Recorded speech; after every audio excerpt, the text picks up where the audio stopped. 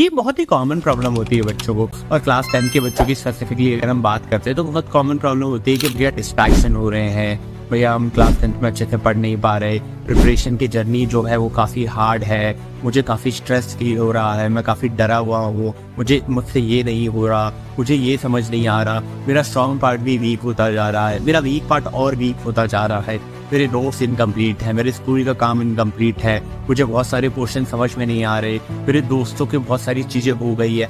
ऐसे बहुत सारे एन नंबर्स ऑफ प्रॉब्लम रहती है। हमें हमेशा एक स्ट्रेटेजी चाहिए होती है जिसको यूज़ करके हम क्लास 10 से बहुत बढ़िया स्कोर कर सके, बट ऐसी कोई प्रूवन स्ट्रेटेजी नहीं है जिसको अगर आप फॉलो करो तो क्लास 10 पे 90-95% आ जाते हैं। बट एक बहुत सिंपल सी बात बताऊँ, अगर आप किसी चीज़ को बहुत अच्छी स्ट्रेटजीज को यूज़ करते हो तो उसका पॉजिटिव इम्पैक्ट आता है। तो आज की वीडियोस में हम वही 7 स्ट्रेटजीज डिस्कस करने वाले हैं जो आपके बोर्ड के मार्क में एक पॉजिटिव छाप छोड़ने वाले हैं, एक पॉजिटिव इम्पैक्ट छोड़ने वाले हैं। सबसे पहले स्टार्ट करते हैं ओडिशियस प्रिंसिपल से। ओडिशियस, इसके पीछे एक स्टोरी है, स्टोरी मैं बता देता हूँ कि ओडिशियस एक ग्रीक लीडर था। वो क्या था, एक बार कहीं जा रहा था, किसी जगह पे जा रहा था, अब वो शिप में जा रहा था और बीच में एक टापू आता था। उस टापू के लिए एक चीज कही जाती थी कि उस टापू से एक मधुर ध्वनि सुनाई देती थी और उस मधुर ध्वनि को सुन के आप उस मधुर ध्वनि की तरफ अट्रैक्ट हो जाते थे। बट जब आप वहां जाते थे तो आप मारे जाते थे। वहां उस टापू पे कोई गया है तो जिंदा लौटा नहीं है। अब ओडिशियस क्यूरियस हो गया ये चीज सुनकर, उसको ये जानना भी था बट मंजिल पे जाना भी जरूरी था। तो उसने क्या किया, अपने साथ शिप में जितने भी लोग थे सबके कान बंद कर दिए और उनको कहा कि मुझे ऊपर बांध दो। उसे बांध दिया गया और उसने क्लियर और स्ट्रिक्ट इंस्ट्रक्शन दे रखा था कि मुझे कोई भी नहीं खोलेगा जब तक हम मंजिल तक ना पहुंच जाए, चाहे मैं कितना भी गिड़गिड़ा लूं, कितना भी रो लूं। और हुआ भी ठीक ऐसा। टापू के पास पहुंचे, टापू में से मधुर ध्वनि आई, वो वहां अटैक हुआ, उसको जाना था, वो गिड़गिड़ाया, रोया, बोला कि मुझे जाने दो, बट किसी ने जाने नहीं दिया और वो टापू के दूसरे जहां पर उन्हें जाना था वहां पहुंच गए। और इससे आप ये सीख सकते हो कि आप जब किसी बात को फॉलो करते हो, आप किसी चीज की जब तैयारी करते हो तो बीच में बहुत सारी डिस्ट्रैक्शंस आएंगी, बट आपको डिस्ट्रैक्ट नहीं होना है। आपको बस अपने माइंड में ये चीज याद रखनी है कि फाइनली मेरा गोल ये है, अगर मैं अभी डिस्ट्रैक्ट होता हूँ तो जो मेरा गोल है वो कहीं ना कहीं सेक्रीफाइस हो जाएगा। तो आपका अगर गोल है 90-95% लाना तो उसके लिए आपको डिस्ट्रैक्ट नहीं होना है। आप अपनी स्टडी स्पेस को उस तरीके से डिजाइन कर सकते हो कि कम डिस्ट्रैक्शन हो। आप मोबाइल लेके साथ में मत बैठो, ठीक है। एक ऐसा एनवायरनमेंट क्रिएट करो कि रूम में बंद हो जाओ, अपना स्टडी स्पेस है, वहाँ सारी चीजें जो आपकी पढ़ाई के लिए रिक्वायर्ड है उसे लेकर बैठो। और आप क्या कर सकते हो कि डिस्ट्रैक्ट ना हो, भैया एक डिस्ट्रैक्शन टाइम बना लो। या दिन का रोज 20-25 मिनट में ऐसा टाइम रखूंगा जिसमें मैं ये सारी चीज कर रहा हूँ, रील देख रहा हूँ, यूट्यूब वीडियो देख रहा हूँ या दोस्तों से बातें कर रहा हूँ, ठीक है। ये जब आप करते हो एक स्लॉट ऐसा, तो दिन में आपको बाकी चीजों की डिस्ट्रैक्शन कम होती है। और एक और चीज आप बहुत बढ़िया कर सकते हो कि अपने स्टडी स्पेस के आगे आपने अपना गोल चिपका दिया है, that I will score 90-95% in my board exam. जब भी डिस्ट्रैक्शन फील हो ना, आप अपने आप को बोलो यार कि अगर अभी मैं डिस्ट्रैक्ट होता हूँ ना तो ये गोल कहीं ना कहीं सैक्रिफाइस हो जाएगा। इस तरीके से आप अपने आप को मोटिवेट करते हो और जो मोटिवेशन अंदर से आती है ना, उसका एक लॉन्ग लास्टिंग इम्पैक्ट होता है आपके ऊपर और आपकी प्रिपरेशन जर्नी पर भी। अब आगे बढ़ते हैं। अब दिक्कत क्या आती है यार, सिलेबस बहुत सारा होता है, क्या करे कैसे करे, उसके लिए कोई स्ट्रेटजी नहीं होती। तो यहाँ पर परेटो प्रिंसिपल काम में आता है। परेटो प्रिंसिपल ये कहता है कि 80% ऑफ द रिजल्ट लाने के लिए 20% ऑफ द इनपुट ही काफी है। हम क्या करते हैं यार, लगे जा रहे हैं, कोई भी सिलेबस का कोई भी पोर्शन किए जा रहे हैं, कोई भी टॉपिक किए जा रहे हैं, कोई भी चैप्टर किए जा रहे हैं, बिना ये जाने कि उसका वेटेज क्या है फाइनल एग्जाम में। देखिए, हमें पता होना चाहिए कि जो टॉपिक हम कर रहे हैं, जो चैप्टर हम पढ़ रहे हैं, वो कितने मार्क्स का एग्जाम में आ रहा है, वो इम्पोर्टेंट है भी कि नहीं। मैं मान लो कोई एक ऐसे टॉपिक में 2-3 घंटे दे रहा हूँ, उसके ऐसे 50-60 क्वेश्चन कर रहा हूँ जो टॉपिक शायद एग्जाम में आए भी ना, जिसका वेटेज ही कम है। तो सबसे पहले आप प्रीवियस ईयर क्वेश्चंस को एनालाइज करोगे। बहुत सारे एनालिसिस ऑनलाइन पढ़े भी रहते हैं, तो आपको आइडिया मिल जाएगा कि कौन सा चैप्टर इंपॉर्टेंट है, उसमें से कौन सा टॉपिक इंपॉर्टेंट है। उसमें आपको बिल्कुल आइडिया आ जाएगा कि किस टॉपिक को कितना टाइम देना है और कितना टाइम आपको कैसे अलॉट करना है। जब इस तरीके से आप अपने टाइम को अलॉट करते हो तो आप वहां पे ज्यादा फोकस दे रहे होते हो जिस पोर्शन के आने की संभावना ज्यादा है, और आपका टाइम इस तरीके से बच रहा होता है। और क्लास 10 की जर्नी में जितना टाइम आप सेव करते हो उतने ज्यादा क्वेश्चन लगा सकते हो और उतनी ज्यादा आपकी प्रैक्टिस हो रही होती है। अब इसमें ऐसा होता है कि यार बच्चे बहुत लंबा सेशन ले रहे होते हैं। जब आप स्टडी के बहुत सारे लंबे सेशन करते हैं तो होता क्या है, जो आपका कंसंट्रेशन का जो ग्राफ है वो एकदम से नीचे की तरफ छलांग लगाता है और वो बहुत स्टीप छलांग होती है। एकदम से ही आपका कंसंट्रेशन लेवल बहुत गिर जाता है, आपको चीजें समझ में नहीं आती है, बट आप लगे रहते हो कि नहीं मुझे करना है, बट उसका कोई यूज नहीं है। मान लीजिए आप लगातार 6, 7, 8 घंटे पढ़ रहे हो, लेकिन उसमें से इफेक्टिव स्टडी जो है वो 2-2.5 घंटे की है, तो बाकी 4, 4.5 घंटे तो आपने टाइम वेस्ट ही किया ना। आपको लगेगा कि आपने पढ़ाई की, बट वो यूजफुल स्टडी में नहीं काउंट होता और उसका इम्पैक्ट आपको फाइनल रिजल्ट में दिखेगा। तो यहाँ पर आप स्पेस रिपीटेशन या हम जिसे नॉर्मल भाषा में पोमोडोरो टेक्निक कहते हैं उसका इस्तेमाल कर सकते हो। ये टेक्निक क्या कहती है? ये टेक्निक ये कहती है कि जब आप 25 से 30 मिनट का एक सेशन करते हो तो आप 5 मिनट का ब्रेक ले सकते हो। ऐसे 3-4 सेशन करने के बाद आप एक 15-20 मिनट का लंबा ब्रेक ले सकते हो। मैं ये कह रहा हूँ आप इसको थोड़ा सा लंबा कीजिए, 45 से 60 मिनट के सेशन रखिए, उसके बाद 10-10 मिनट के ब्रेक लीजिए। ऐसे 3-4 सेशन के बाद जैसा भी आपको सुटेबल लगे आप एक लंबा ब्रेक ले सकते हैं। जब इस तरीके से आप पढ़ाई करते हैं आपका कंसंट्रेशन लेवल भी बना रहता है, आप इजीली फोकस कर पाते हैं, आपकी एनर्जी भी डाउन नहीं होती। बीच बीच के ब्रेक्स में आप थोड़ा खाना वाना भी खा लेते हैं ताकि वो लेवल जो रहता है एनर्जी का वो भी मेंटेन रहे। तो इस तरीके से जब आप पढ़ते हैं तो एक इफेक्टिव स्टडी होती है और उसके रिजल्ट्स आने के चांसेस भी ज्यादा बढ़िया रहते हैं। अब इसके बाद हम एक और प्रॉब्लम को डिस्कस करते हैं।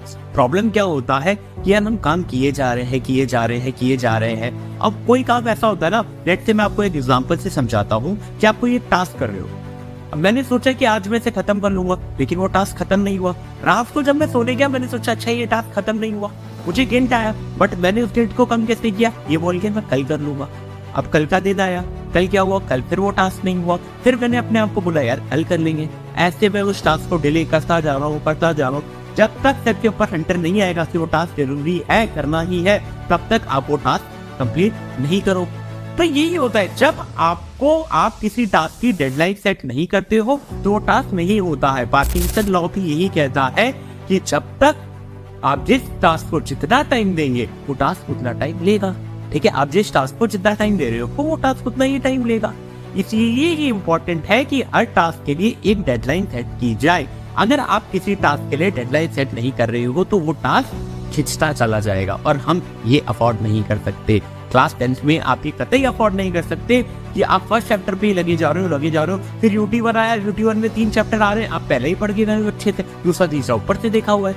ऐसा नहीं होता, आपको प्रॉपर टाइम डिस्ट्रीब्यूट करना है कि यार मैं एक हफ्ते ये चैप्टर पढ़ूंगा, एक हफ्ते ये चैप्टर पढ़ूंगा, एक हफ्ते ये चैप्टर पढ़ूंगा, मैं टाइम पे रिवीजन करूंगा, मेरा वीकली रिवीजन होगा, मेरा मंथली रिवीजन होगा, मैं बीच में टेस्ट लूंगा। तो इस तरीके से आपको अपना टाइम डिसाइड करना पड़ेगा और उसके लिए डेडलाइन सेट करनी जरूरी है, क्योंकि डेडलाइन सेट नहीं करोगे तो काम किसका चला जाएगा। इसलिए ये याद रखना कि हर टास्क को कीजिए बट उसके लिए एक डेडलाइन सेट कर लीजिए, और वो डेडलाइन कैसी होनी चाहिए, वायबल डेडलाइन होनी चाहिए। ऐसा नहीं कि कोई टास्क है जो 2 दिन, उसको वाजिब में 2 दिन लगने चाहिए बट आप उसके लिए आधा दिन कर रहे हैं, भाई फिर तो गेस फिट जाओगे, वहीं उसी में लगे रह जाओगे। ऐसा नहीं, आप उसको 2 दिन अगर लगते हैं 2 दिन दीजिए, 2 दिन में उसे खत्म कीजिए। ऐसा नहीं है कि 2 दिन लगते हैं हम 10 दिन दे रहे हो, वो जस्टिफाइड नहीं है, बट 2 दिन जस्टिफाइड है। अगर उसमें 2 दिन लग रहे हैं तो वेल एंड गुड, अब उसमें 2 दिन लगाइए। चलिए अब बात करते हैं एक और प्रॉब्लम की। यार बच्चे बोलते हैं भैया हमें ना चीजें समझ में नहीं आ रही, हम ये समझ नहीं पा रहे, बहुत मुश्किल है। यार पेमेंट टेक्निक ये कहती है कि ऐसी कोई चीज नहीं है जो आपको समझ नहीं आ रही। अगर आपको कोई चीज समझ नहीं आ रही तो आपने उसे अच्छे से समझा नहीं है, उससे अच्छे से पढ़ा नहीं है। अगर आपको कोई चीज अच्छे से समझ में आ जाती है तो कोशिश कीजिए उस चीज को इस तरीके से समझाने की कि आप किसी 5 साल के बच्चे को समझा रहे हैं। माइंड में ये तो आ ही जाता है कि जब 5 साल के बच्चे को समझाना होता है तो हम कोई ऐसी टेक्निक या ऐसा टर्म यूज नहीं कर सकते जो कि बहुत बड़ा हो। ठीक है, बड़ी क्लास के हम टर्म्स यूज नहीं कर सकते। तो आपको वो टॉपिक इतना अच्छे से क्लियर होना चाहिए अपने माइंड में कि आप एक 5 साल के बच्चे को भी समझा सकते हैं। जैसे केमिकल रिएक्शन है तो मैं उसको इस तरीके से समझ रहा हूँ कि मैं एक 5 साल के बच्चे को भी समझा सकता हूँ कि केमिकल रिएक्शन क्या है, तभी जाकर मुझे वो टॉपिक आया है। तो हमेशा जब भी आप पढ़ते हो कोशिश कीजिए कि पढ़ने के बाद जब आपको लगता है कि मेरे को ये चीज आ गई है तो उसे इस तरीके से प्रोनाउंस कीजिए, इस तरीके से रिसाइट कीजिए कि आप किसी को वो समझा रहे हैं। आप किसी को बता रहे हैं और बहुत ही सिंपल लैंग्वेज में, एकदम लेमन लैंग्वेज में आपको उसे समझानी है।